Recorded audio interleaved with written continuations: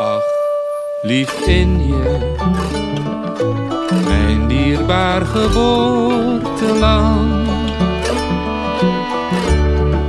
Alleen aan jou heb ik heel mijn hart verpand. Waar de vissers heel gelukkig en tevreden stil mijmeren vissen in die mooie blauwe zee.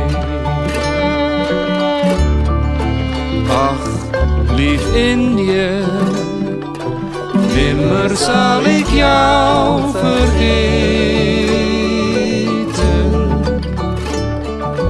En altijd zal ik jou